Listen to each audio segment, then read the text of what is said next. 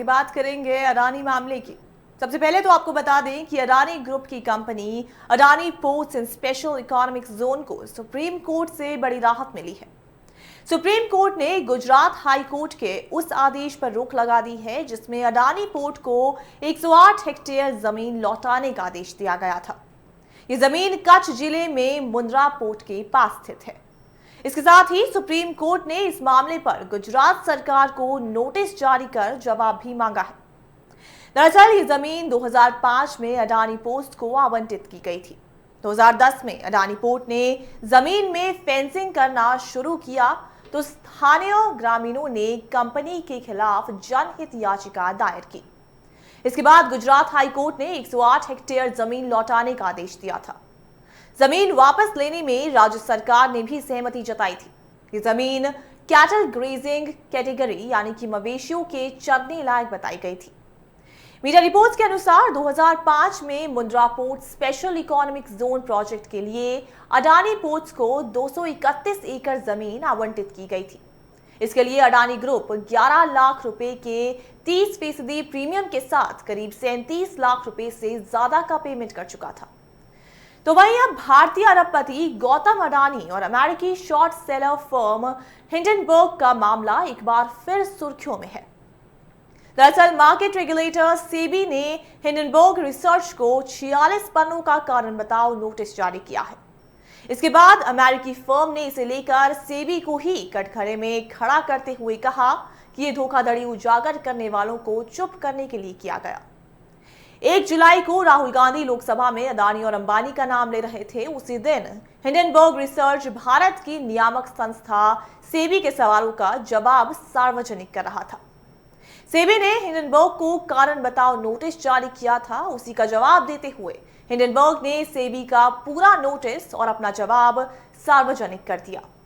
Hindenburg ने सेबी पर कई आरोप लगाए हैं।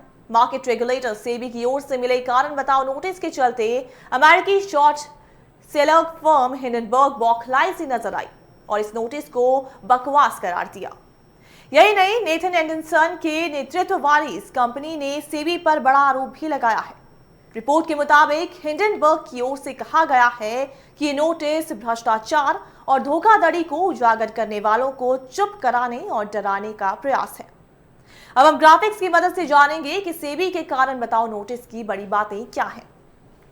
हिंडनबर्ग रिपोर्ट में पब्लिकेशन से ठीक पहले और बाद में अडानी एंटरप्राइज के शेयर में कुछ संस्थाओं की ट्रेडिंग एक्टिविटी के मामले में कारण बताओ नोटिस जारी किया गया।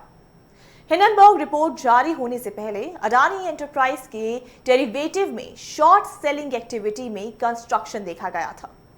रिपोर्ट जारी होने के बाद 24 जनवरी 2023 से 22 फरवरी 2023 की अवधि के दौरान अडानी एंटरप्राइज के शेयरों की कीमत में लगभग 59% की गिरावट आई। 24 जनवरी से 22 फरवरी की इस अवधि के दौरान शेयरों में किस तरह बदलाव आया उसे भी सेबी ने अपने नोटिस में बताया। इंडिया अपॉर्चुनिटीज फंड लिमिटेड ने एक ट्रेडिंग अकाउंट खोला और रिपोर्ट के पब्लिश होने से कुछ ही दिन पहले अडानी एंटरप्राइज के शेयर में ट्रेडिंग करना शुरू किया और फिर हिंडनबर्ग रिपोर्ट के प्रकाशन के बाद अपनी शॉर्ट पोजीशन को स्क्वायर ऑफ कर लिया। इससे करीब 183 करोड़ रुपए का मुनाफा हुआ।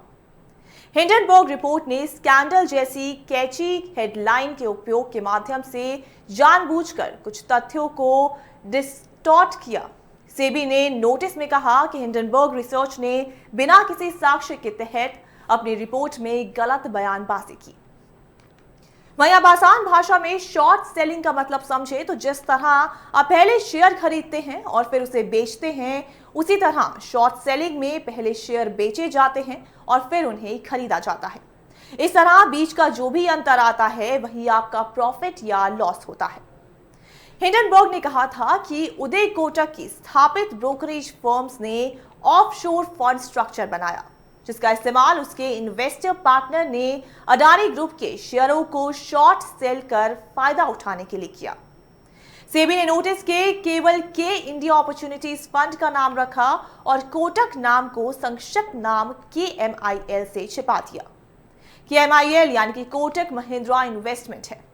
तो वहीं कोटक महिंद्रा ग्रुप ने कहा कि हिंडनबर्ग रिसर्च कभी भी कोटक ग्रुप के इंडिया अपॉर्चुनिटीज फंड और कोटक महिंद्रा इंटरनेशनल लिमिटेड का ग्राहक नहीं था। फंड को इस बात की भी जानकारी नहीं थी कि हिंडनबर्ग उसके किसी इन्वेस्टर का पार्टनर था। KMIL को फंड के निवेशकों से एक कंफर्मेशन भी मिला है कि उसका निवेश प्रिंसिपल के रूप में किया गया था, किसी अन्य व्यक्ति की ओर से नहीं। हिंडनबर्ग समूह ने तमाम मीडिया रिसर्च को समेटकर रिसर्च बुकलेट ही तैयार कर दिया है और भारत की नियामक संस्थाओं पर सवाल उठा दिया है। जो मामला रफा दफा समझ लिया गया था, वो नए किरदारों के साथ फिर से खबरों में लौट आया है।